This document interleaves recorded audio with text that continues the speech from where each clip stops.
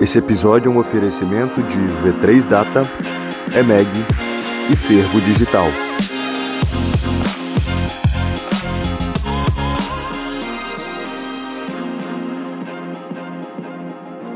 Tá começando mais um episódio do Gestor, o seu podcast quando o assunto é gestão prática. Nós trazemos aqui os melhores gestores capixabas e nacionais para uma conversa aprofundada sobre as melhores práticas de gestão para que você consiga traduzi-las para o seu negócio e, consequentemente, destravar todo o potencial de crescimento da sua empresa.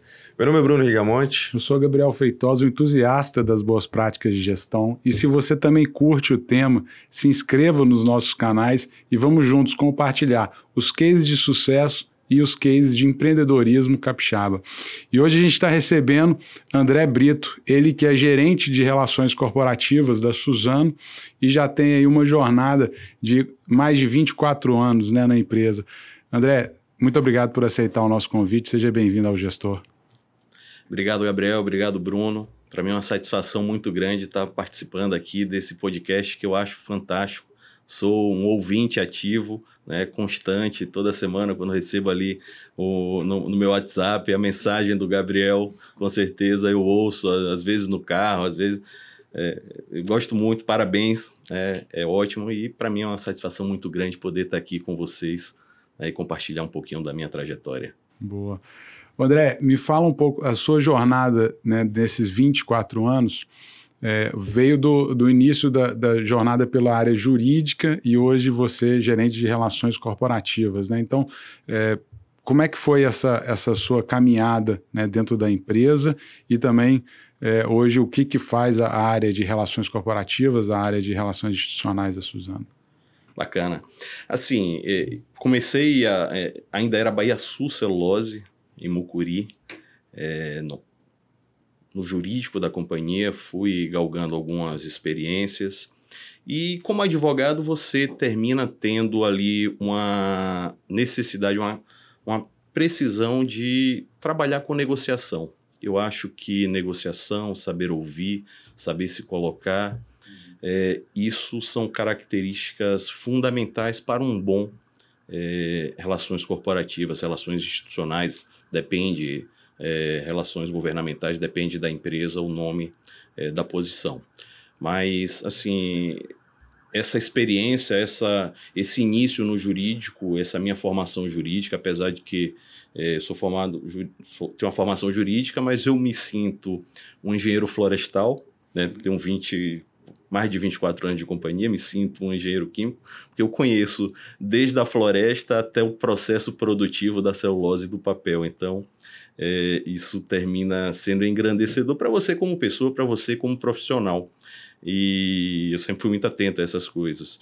Talvez isso tenha me capacitado a ter migrado do jurídico para a área de relações. Quando a gente observa essas transições dentro de uma mesma empresa, certamente isso está conectado com a capacidade de se adaptar, que era exatamente o que você estava comentando, né?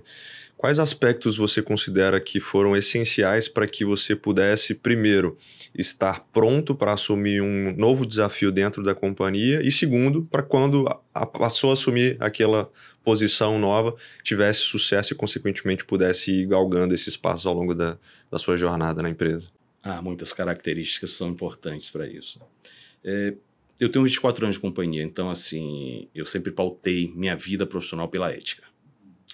Uma outra coisa pela resiliência. O saber ouvir, a empatia, se colocar no lugar do outro, mas também ter uma posição firme, onde você consegue e você sabe dizer o não de forma não agressiva. O poder de negociação, o poder de se colocar. E eu tenho uma característica própria que eu valorizo muito, é a humildade, né? Sempre trabalhar sem ser maior do que ninguém. Obviamente, você também não é menor do que ninguém. Então, você está sempre se colocar no mesmo patamar. Sem superioridade, com muita humildade, mas buscar o melhor possível dentro daquilo que você está fazendo, né, com maestria. André, você teve nessa jornada que o Bruno estava comentando, você passou pela Bahia, sul da Bahia, né? Você é baiano, sul da Bahia, Piauí, Maranhão. dentro desse processo de formação sua enquanto um membro dessa área de RI, né, que vai ter que lidar ali com vários stakeholders e tal, qual que foi a importância dessa jornada sua e como que você, enquanto um gestor, enquanto alguém que estava buscando galgar ali novos desafios dentro da organização também, foi aproveitando essas oportunidades de pegar novos projetos e como que eles impactaram na sua jornada ao longo desse tempo aí? Isso é bem interessante, Gabriel, essa experiência de você poder morar em diversas localidades, conviver com diversos tipos de pessoas, né, diferentes, onde você se relaciona desde o produtor rural, a pessoa da comunidade, né, ao stakeholder político, o vereador, o prefeito, o deputado, seja ele estadual, seja ele federal, o governador. Isso tudo vai te trazendo uma experiência, você vai aprendendo efetivamente ali na prática, não só com acerto, mas com erros também. Eu acho que saber identificar os erros e melhorar a forma com que você desenvolve o seu trabalho, com que você faz. Reconhecer o erro é sempre muito importante, porque aí você faz uma análise crítica e você sempre melhora. Então, isso foi importante. Mas essa diversidade de relacionamentos com pessoas de diversos níveis culturais, isso também te ajuda, porque muitas vezes não é do mais sábio que você tem um grande aprendizado. Eu entendo que ao longo dessa jornada também existem as mudanças da própria empresa, né? Não apenas do André, mas da empresa, de aspectos culturais, da inserção, né? Imagino que talvez de consolidação de setores semelhantes. Como isso foi importante para que vocês conseguissem consolidar hoje o que é essa área que você toca hoje no negócio, pudesse ter aspectos complementares dessas culturas que se uniram, mas também que eventualmente um aspecto que fosse mais relevante ou mais positivo pudesse sobressair em relação a uma outra nessas relações de fusões e aquisições, por exemplo. Como eu disse, eu sempre fui uma pessoa muito resiliente e empática. E eu tive chance de trabalhar com diversas pessoas. Eu respondo não só para o meu gestor direto, né, mas também para os gestores das áreas, para quem que são meus clientes. Então eu tenho que atender muito bem todos eles. E cada um tem uma característica. E você tem que entender a característica de cada um e saber lidar com essas pessoas. O relacionamento ele não é só externo, ele é interno também. E isso, você aprender a identificar como é que a pessoa gosta de trabalhar, né? Você ter o respeito pela forma dela pensar, né? Saber colocar de alguma forma diferente, né? Contrapor respeitosamente aquilo que ele entende, isso vai te trazendo maturidade, isso vai te trazendo casca, né? Não são só sucessos, eventualmente. E o bom é o seguinte, que se você tem vontade de aprender, em cada momento desse, com cada pessoa, você aprende alguma coisa. Eu fico pensando, André, no exercício dessa atividade, da área que você atua, realmente essas soft skills, né, quando você olha com o número de stakeholders e o tipo variado de stakeholders que você tem que lidar, pegando aqui no caso do Espírito Santo, né, governo, assembleia, você vai ter que falar, como você falou, com o produtor, eventualmente tem regiões indígenas que eu não sei se entra especificamente dentro da sua área e tal, mas existe uma habilidade que você efetivamente tem que desenvolver para você conseguir ter sucesso dentro da estratégia da sua própria área, né?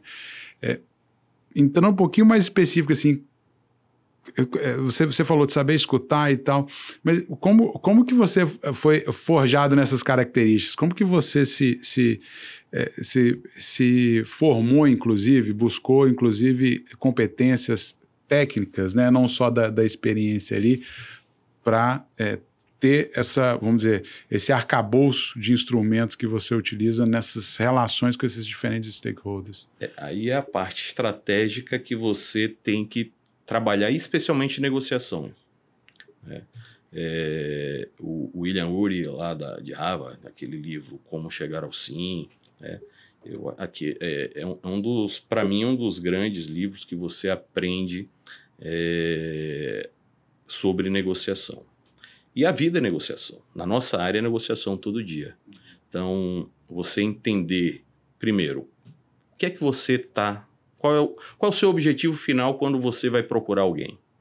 O que é que eu preciso sair daquela reunião? Então, eu tenho que entender qual é a minha demanda, eu tenho que fatiar ela, em estágios, o que é que eu preciso conseguir primeiro para dar o segundo passo, até eu chegar lá onde eu quero propriamente dito. Uma outra coisa que é importante, eu preciso entender com quem eu estou interagindo. Qual é a forma, como é que aquela pessoa age, quais são as características dela, como gestor público, como empresário, isso é muito importante. E tem uma terceira coisa que é muito importante, ninguém faz nada sozinho. A empresa, ela leva tudo. Não, a gente tem que se associar aos bons. E aqui no Espírito Santo isso é muito bacana. A gente tem um ambiente fantástico. A gente tem entidades, um Espírito Santo em Ação, que é referência no Brasil. Uma Federação das Indústrias Ativas. A gente tem o Centro de Desenvolvimento do Agronegócio, a CEDAGRO.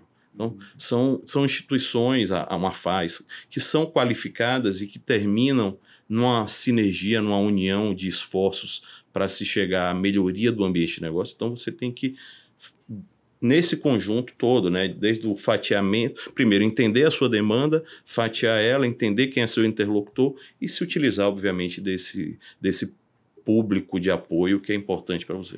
Nesse ponto, Bruno, tem um aspecto que eu estou resgatando de algum livro que eu não vou me recordar o nome, mas que é justamente quando você vai para uma reunião, às vezes as pessoas não têm a clareza do objetivo e do output esperado daquela reunião, né?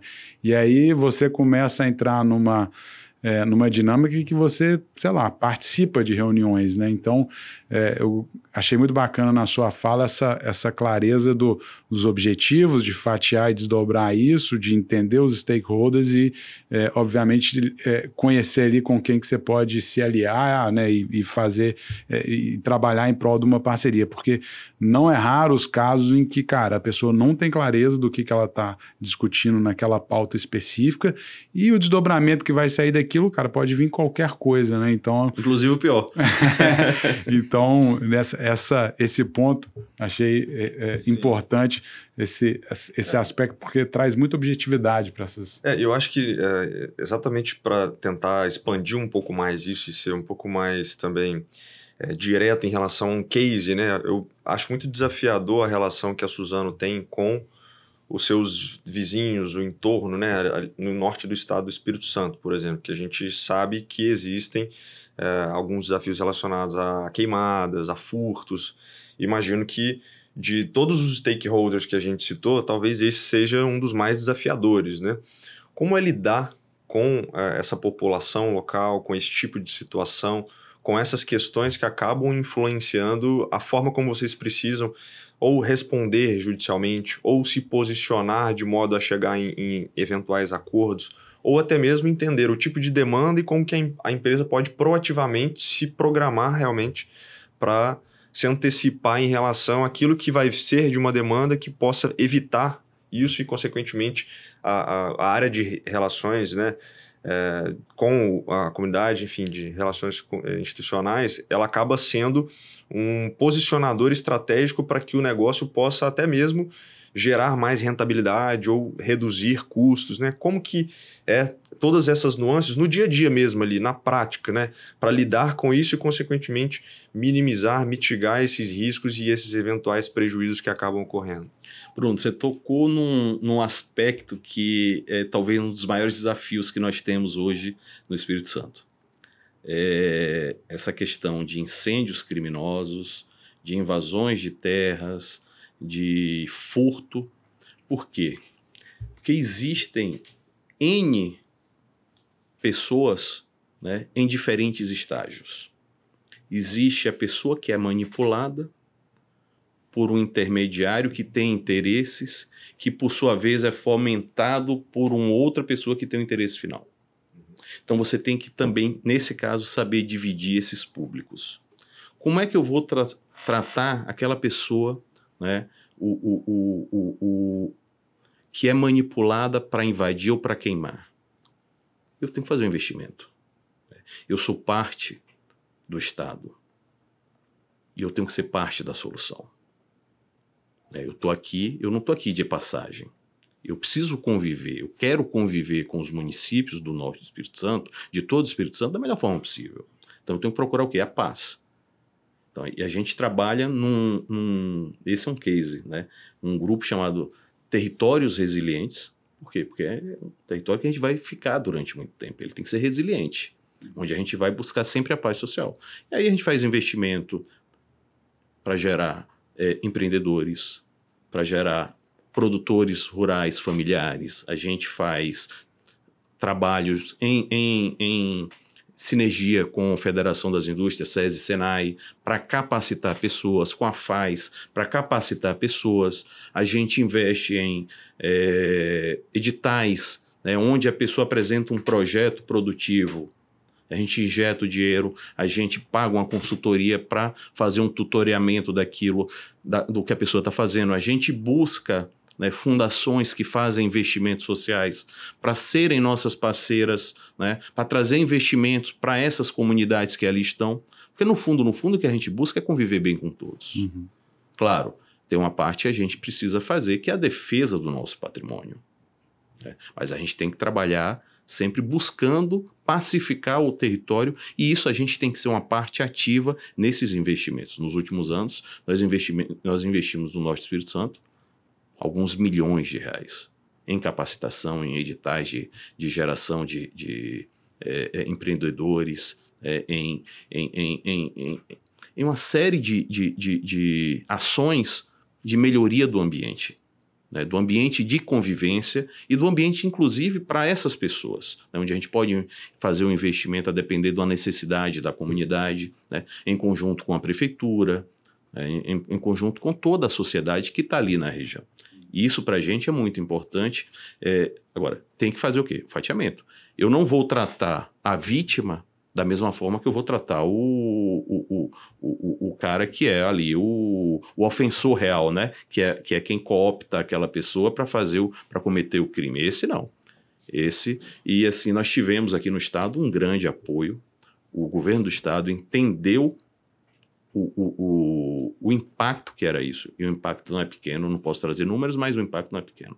Posso garantir para vocês. Né? Então, assim, a polícia tem sido, as polícias, né, a civil e a militar têm sido grandes parceiros, a Secretaria de Segurança Pública, o comando da Polícia Militar, o governador pessoalmente, o vice-governador pessoalmente, eles agem para que a gente possa pacificar, e são parceiros nossos, né, em diversas demandas.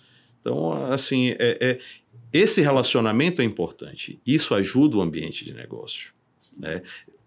O poder público ser parceiro para a solução de uma demanda. Mas a gente também não está se eximindo na nossa, digamos assim, responsabilidade como um participante do território de poder... Um ator econômico relevante ali no ambiente, né? Exato, e poder ajudar de alguma forma, né? Como a gente pode ajudar? Melhorando as condições dessas pessoas. E da mesma forma, atuando de forma proativa, né? Consequentemente, nessas regiões que muitas vezes você, historicamente, não tem uma mão de obra qualificada, isso contribui também para retroalimentar a própria mão de obra que possa vir a trabalhar e ter oportunidades na própria Suzano, né? Então, eu imagino que isso faça parte também de uma estratégia de gerar prosperidade no entorno, não só a partir de ações relacionadas à floresta ou ao campo em si, enfim, a atividade fim, mas também as pessoas que, consequentemente, podem se capacitar e se tornar elegíveis a serem um colaborador do negócio. E essa foi uma das ações que nós fizemos. Nós mapeamos, né, as oportunidades de emprego. Qual era a demanda por mão de obra? Qual a disponibilidade? Naquelas que tinham gaps, a gente investiu em qualificação de pessoas, não só para o nosso setor, mas para diversos outros setores. Né? Ali tem empresa de montagem de ônibus, tem empresa que trabalha com porcelana, essas coisas. Então, tudo isso a gente incentivou, né, o pessoal da mão de obra do campo, toda essa capacitação. E quem quer ser empreendedor? Não, eu não quero estar vinculado a ninguém. Eu quero ser empreendedor. Então, assim, ajudar a pessoa a ser empreendedor também, né? Fizemos um investimento num hub que criou um sistema para gerar a disponibilidade dos empregos da região, para poder linkar, né, as necessidades de emprego que as empresas, que o comércio tem, com a disponibilidade da mão de obra, onde pessoas podem se cadastrar. Então, assim, são... Eu lembro também, André, que eu sempre falo que uma das principais vantagens competitivas do Espírito Santo são as relações institucionais, né? E acho que a questão de 1 ano e meio, 2 anos, teve um problema também de invasão de terra, e aí comunicados, né, da Federação das Indústrias, do próprio Espírito Santo em Ação, e o governo do estado também, dentro do que lhe cabe ali, fazendo posicionamentos para justamente mitigar esse problema, tendo como base também que o governo do estado, o governo federal, vão ser ali, em última instância, quem vai ter o poder eventual de policiamento ali, né? Então, eu vejo que esse ambiente institucional também é muito interessante para quem investe aqui, e a Suzano tem feito, né, muitos investimentos no estado. Você vê isso como uma vantagem competitiva para uma operação que a gente estava conversando um pouco antes aqui, que tem quase 14 indústrias pelo país todo. Essa relação institucional, esse ambiente institucional que existe hoje no Espírito Santo é uma vantagem competitiva para a Suzano, e indo um pouco além, é percebido como uma vantagem competitiva para o grupo como um todo? Gabriel, sem dúvida. Essa é uma grande... e eu sou um grande fã do Estado do Espírito Santo por essa possibilidade, por essa característica de poder se relacionar em alto nível com todos os poderes e ter um apoio para o ambiente de negócio sadio. Isso é muito importante. Quando você tem instituições sólidas que elas acreditam, né, que o desenvolvimento é o que vai mover o Estado, isso é um diferencial competitivo incrível. E assim, o Espírito Santo é, sem dúvida, uma das referências que nós temos como um excelente Estado para se trabalhar e para se investir. E vem assim, é interessante que nos últimos 4 anos, 5 anos, sei lá, o Estado deu uma guinada muito forte no trabalho de pensar em prol do desenvolvimento e na melhoria do ambiente de negócio. A mais recente foi a Lei Geral do Licenciamento Ambiental. Uma lei moderna, que traz agilidade sem esquecer, né, das garantias ambientais que tem que ter um processo de licenciamento ambiental. Então, assim, nós tínhamos o inverso. O Estado do Espírito Santo, há uns 5 anos atrás, era talvez um dos mais lentos no licenciamento ambiental e está se tornando um dos mais velozes e sendo referência. Nós tivemos aqui no Estado do Espírito Santo, durante a pandemia, a primeira audiência pública virtual para um EIA-RIMA.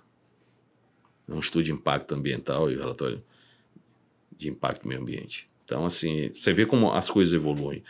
Nós iniciamos, o Estado iniciou vistorias remotas, né, através de sensoriamento de imagens. Então, assim, estamos no caminho certo. O Estado tem melhorado e muito o ambiente de negócio.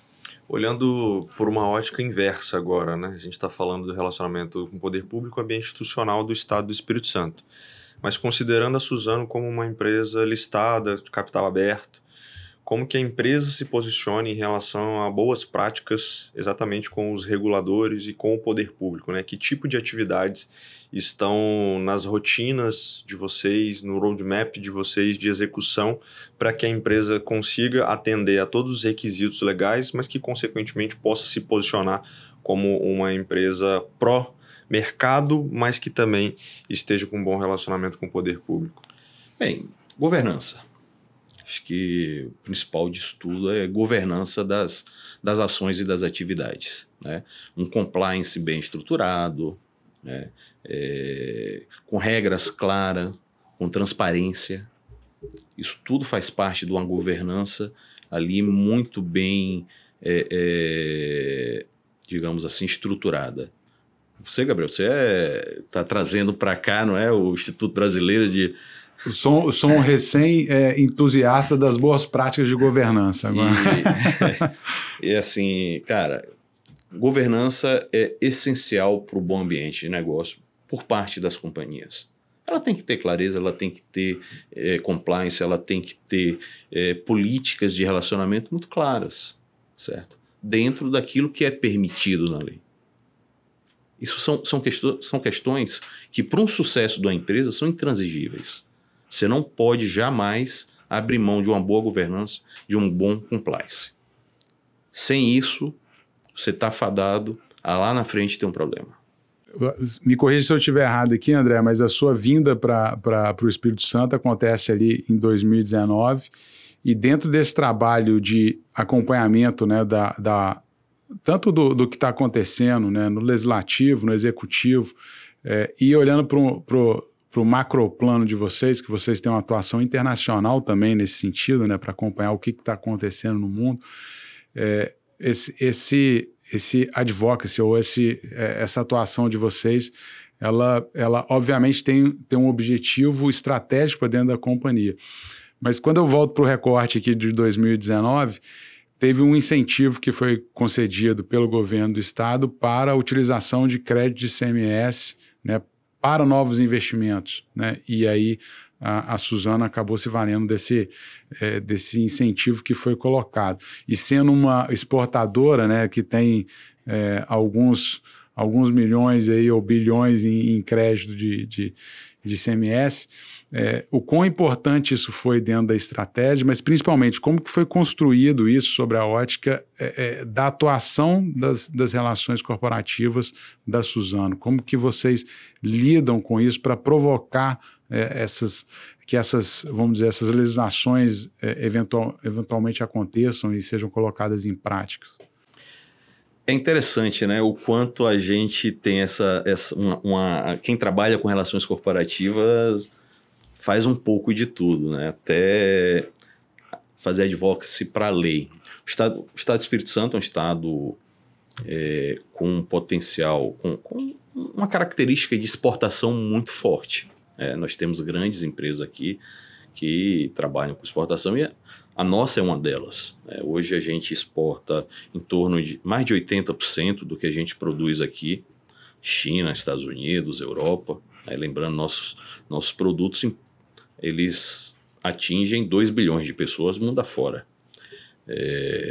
E por ser exportador, a gente acumula muito crédito de ICMS, né, conforme determina a Lei Candir, né, que é um incentivo à exportação. Lembrando que exportar é importante para o país, porque é uma forma de se trazer recursos, né, da gente trazer dólares para cá, do país se capitalizar. Então, tem essa importância que é muito grande. E dentro desse contexto, em 2019, quando logo após a fusão Fibria-Suzano, foi identificado um grande volume de créditos e numa reunião com o governador, com o Renato Casagrande, recém-assumido, o nosso presidente, Walter, levou para ele uma proposta de poder utilizar os créditos, a gente poder vender o crédito, é um direito nosso, mas de uma forma diferente. E o que foi muito bacana, e que o governador aceitou, a gente vender, mas todo o dinheiro da venda tinha que ser reinvestido em projetos produtivos aqui no estado. Perfeito. E isso foi assim... Isso tem um retorno absurdo de longo prazo. Absurdo, né? Primeiro. Muito mais do que o que é concedido ali, ou o que é devolvido, né, do crédito. O Estado deixa de ter uma dívida. né? Porque ele diminui ali o crédito ICMS da empresa. Então, ele deixa de ter uma dívida. Ele vai gerar um investimento produtivo, vai gerar emprego, e o investimento produtivo tinha que gerar ou emprego ou crédito ou débito de ICMS, deveria pagar, né, ICMS. E é assim com a fábrica de Cachoeiro, né, onde a gente produz papéis higiênicos. Isso ficando a critério do Estado do Espírito Santo de selecionar como ele aplicaria esse recurso ou em colaboração com a Suzano? Não, você apresenta o projeto e o Estado analisa. Esse projeto é viável ou não. Se for viável, ele aprova e aí fica autorizado a você vender aquele crédito. A gente consegue materializar alguns projetos que já foram possíveis de serem viabilizados? A fábrica de Cachoeiro, né, a fábrica de Cachoeiro, uma reforma de uma caldeira gera vapor que produz energia, que vai para o sistema, né, e também a ampliação da base florestal. E por que a ampliação da base florestal, já que é um insumo para mim? Mas ela gera emprego e ela tem uma outra pegada. Porque muito do crédito de ICMS que eu acumulo, ele vem da madeira que eu trago de Minas, da Bahia, né, porque aqui no estado do Espírito Santo, nós não somos autossuficientes em plantio. A gente traz praticamente 40% da matéria-prima principal, que é o eucalipto, de outros estados. Então, e aí eu deixo de acumular também ICMS.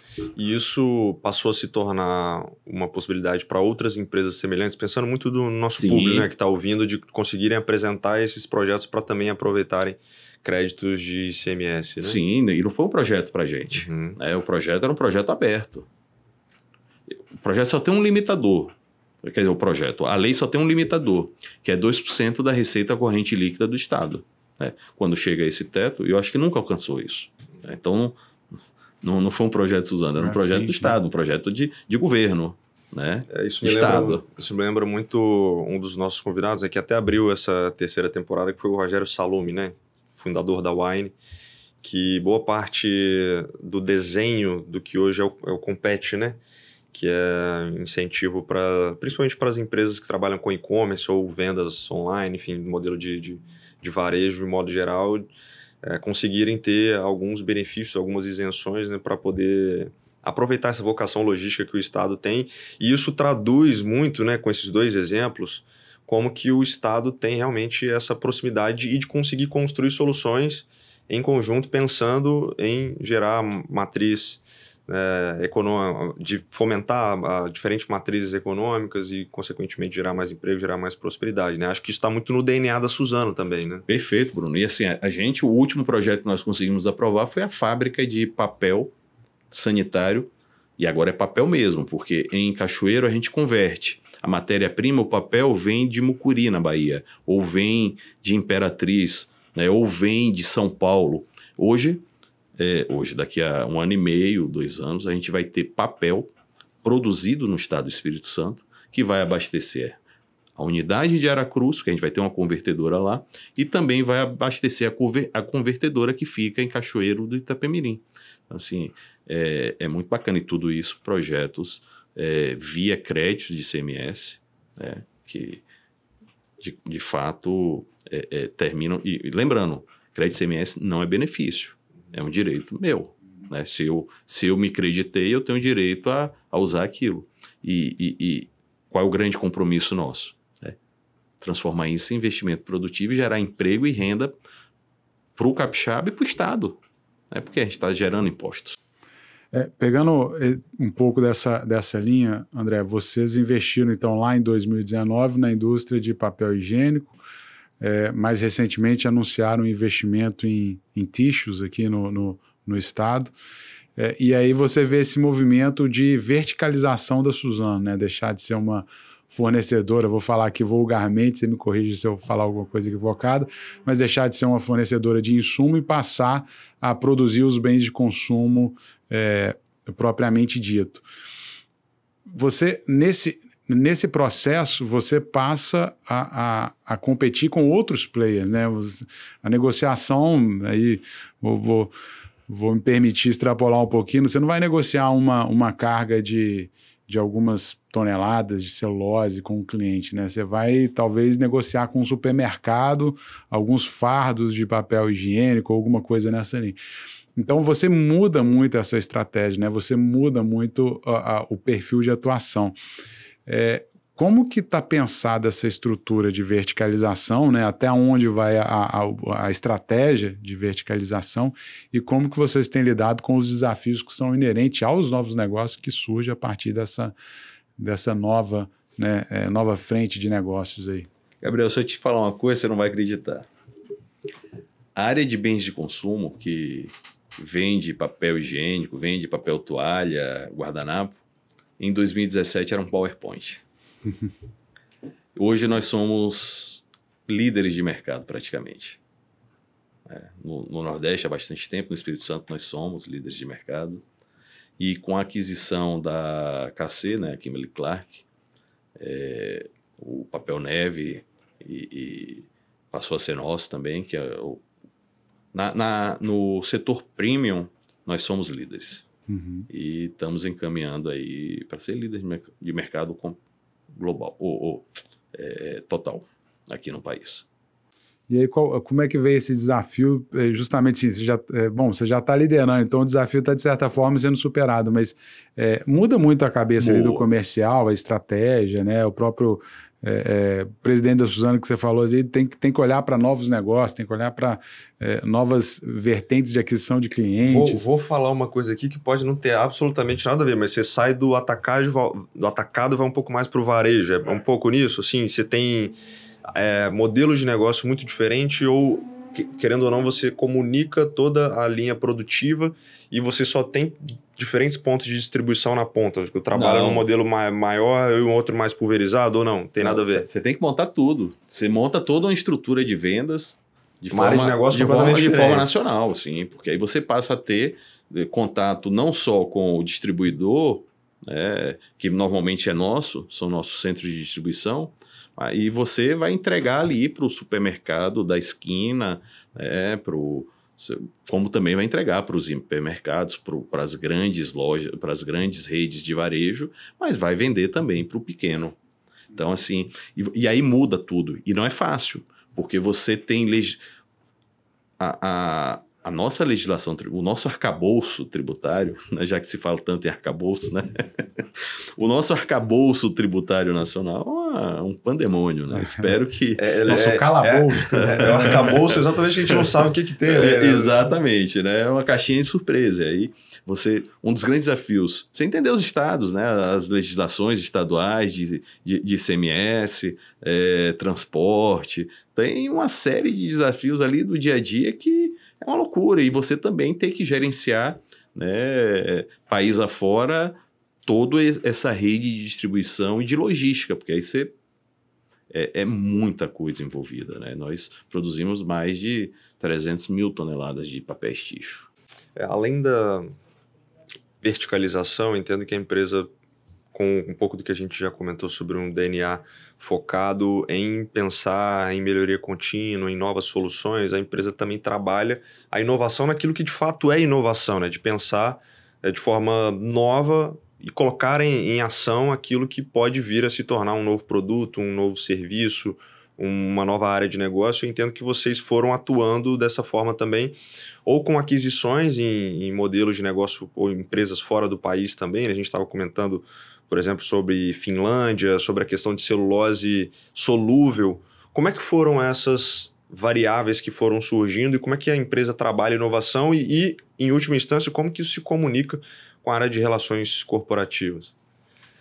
É interessante porque, assim, a empresa, a gente se auto-intitula, né? Nós fizemos 100 anos esse ano, uma startup de 100 anos. Se reinventar tem que ser todo dia. Você não pode perder o bonde da história dentro do que você faz. E muita gente entende que a gente fabrica celulose, a gente fabrica muito mais. A gente fabrica bioprodutos.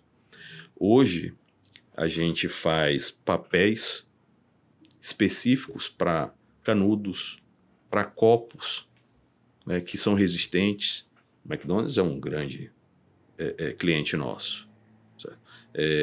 E aí, dentro dessa pegada ESG de mudança de matrizes, de excluir o plástico de single use, né? Você tem muitas coisas, muitas oportunidades dentro dos bioprodutos a partir da árvore, né?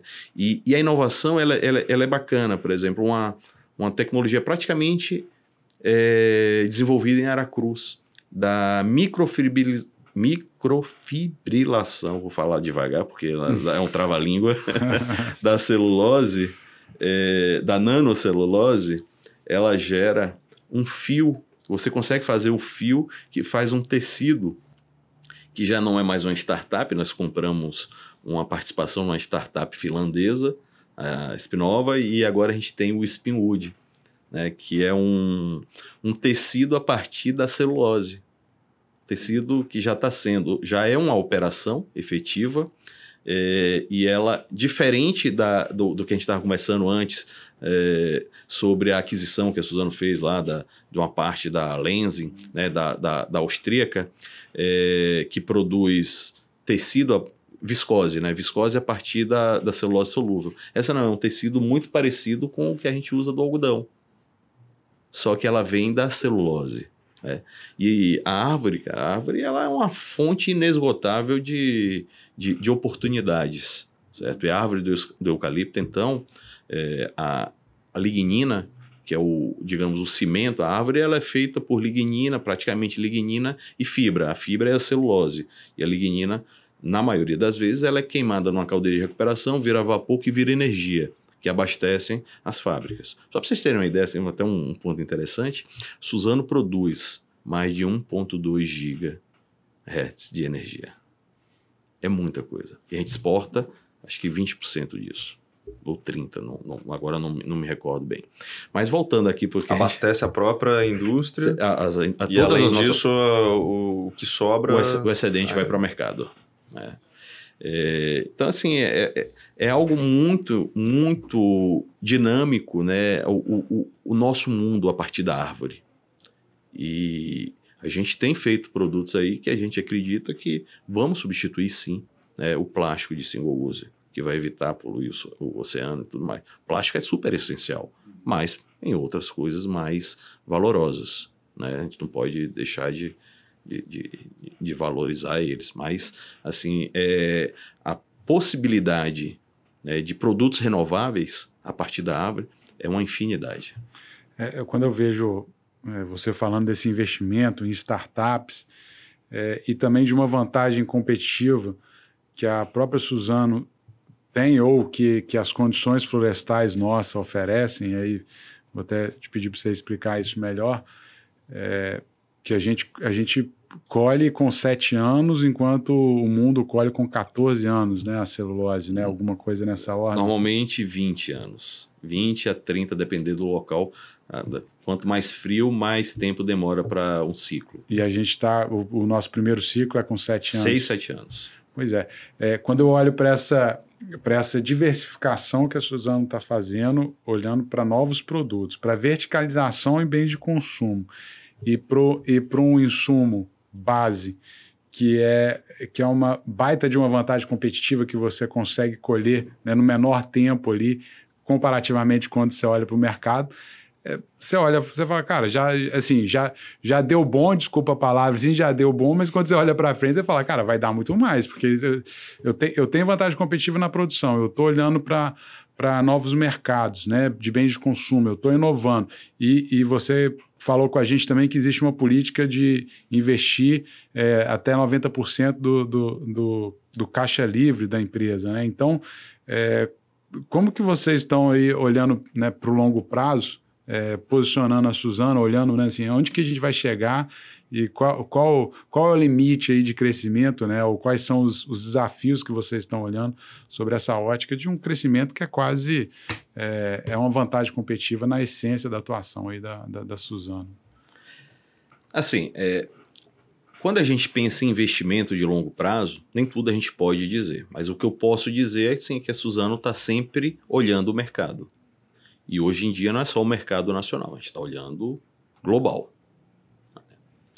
A política de investir 90% da geração de caixa livre é o apetite que a empresa tem para crescer. É um compromisso de crescimento sustentável. Né? E também olhar para a inovação. Inovação sempre vai estar no nosso pipeline, mas a inovação ela tem que ser viável financeiramente, né? Isso é importante. Todo investimento que você vai fazer tem que ser viável financeiramente. Mas quando a gente fala de inovação, né, por exemplo, dos bioprodutos a partir da árvore, tem que ter escala. Sem escala você não consegue fazer um investimento.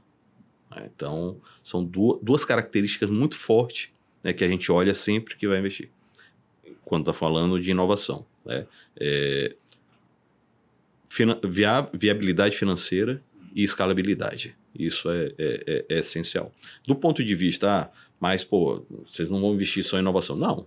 Né? A gente está de olho em muita coisa. Já foi divulgado a Lenze, o mercado tem falado de outras coisas aí, mas é apetite. Né? Nós vamos mudar o CEO agora. Nós saímos de um baita CEO, o Walter Schalka, e está chegando o Beto Abreu, que é um cara que está vindo com um dos compromissos divulgados no mercado é alocação de capital. Uma boa alocação de capital, que a gente gera hoje muito caixa livre. Sem dúvida a gente olha para essa startup de 100 anos e imagina que, assim como várias outras empresas que eu estava vendo, por exemplo, empresas da indústria cervejeira, eu fico impressionado, desde 1300 e alguma coisa, né? A gente olha para uma empresa que está muito bem, com os pilares muito bem fundamentados, como a Suzano, é uma empresa que, consequentemente, não vai ser apenas uma empresa centenária, mas multicentenária, né? Então, uma empresa que ultrapassa gerações e que, consequentemente, passa a ter, a partir dessa filosofia de trabalho, dessa forma de olhar para a inovação, de estar sempre se renovando e que, consequentemente, olha para todo lado de compliance como um setor estratégico que está sempre mitigando riscos e que, consequentemente, usa isso de forma a conectar com os objetivos estratégicos do negócio, certamente tem todos os pré-requisitos para que a empresa utilize dessa área de relações corporativas como um dos pilares que vai fazer com que ela tenha cada vez mais sucesso. Já é uma gigante internacional. A gente tem o privilégio de conviver com todos os profissionais, assim como você, né, André, que convivem conosco aqui no estado do Espírito Santo e que a partir daqui, né, a gente exporta não apenas celulose, mas vários profissionais que, ao se relacionarem com todo o mercado, olham para o Espírito Santo também como um local muito relevante de receber investimentos e de viver, por que não? A gente está falando aqui de 3 pessoas de fora do estado do Espírito Santo que vieram para cá para tocar seus negócios, para criar família aqui, ter vínculos aqui, que naturalmente olham para a Suzano como um referencial daquilo que todos os empreendedores que estão nos assistindo, que estão nos escutando, querem ter em termos de organização, de governança, de compliance, de relacionamento com todo o ambiente, né, todos os stakeholders, e que a gente fica muito satisfeito, né, de olhar para isso e ver que é só o começo de uma jornada ainda mais de sucesso e que a gente deseja isso certamente, né? Esses 100 anos é só o começo. Exato. Né? André, obrigado mais uma vez aí por ter aceitado o nosso convite. Não posso deixar de fazer a última pergunta, que é quando a gente olha, né, para uma empresa como a Suzano e vê uma área de relação institucional, obviamente a gente, talvez alguns dos ouvintes falem assim, cara, isso talvez não seja para mim, né? Mas na EMEG, por exemplo, a gente tem investido bastante em relações institucionais, então agradecer mais uma vez a sua presença, fica à vontade para fazer uma palavra final, mas qual que é a importância também da área das relações corporativas, das relações institucionais para qualquer empresa? Como que você enxerga a importância e a relevância dessa área? Bem, Gabriel, obrigado a vocês inicialmente por terem me proporcionado esse bate-papo fantástico aqui com vocês. Acho que a gente passaria um dia conversando aqui, né? Mas indo diretamente aqui à sua pergunta, a área institucional, as empresas têm que pensar como uma área estratégica, que vai desenvolver a estratégia, inclusive de crescimento. Porque muitas vezes, quando você inova, você não tem regulamentação para aquilo que você está inovando. E a atuação estratégica da parte de relações corporativas, relações institucionais, relações governamentais, ela vai abrir os caminhos, ela vai influenciar quem precisa ser influenciado, né? Os parceiros, as pessoas, você vai levar para aquele stakeholder que, no final das contas, vai conseguir estruturar ou aprovar uma legislação que viabilize o seu investimento, né? Ou que destrave algo que você está querendo fazer hoje. Mas, obviamente, tudo com transparência, com ética, com governança, né? De forma sempre compliance. Cara, mais uma vez, André, muito obrigado por ter aceitado o nosso convite. André, muito obrigado. Certamente a gente vai conseguir conectar aí muitos insights para todo mundo que ou quer estruturar uma área de relações institucionais, relações corporativas dentro de um negócio e, enfim, não apenas isso, mas a forma de entender como é possível utilizar isso de forma estratégica, né? E você que está assistindo o episódio, chegou até aqui, acredito que tenha gostado, né? E que certamente várias outras pessoas que você conhece gostariam de assistir esse conteúdo também. Então eu queria te incentivar a compartilhar esse episódio com quem você acha que vai fazer sentido. E se você gostou desse conteúdo, se inscreva no nosso canal, fica aqui com a gente para os próximos episódios e tenho certeza que isso vai mudar a sua jornada empreendedora, todos os conhecimentos práticos de gestão que a gente busca trazer aqui no nosso podcast. A gente vai ficando por aqui, um abraço, valeu e até a próxima.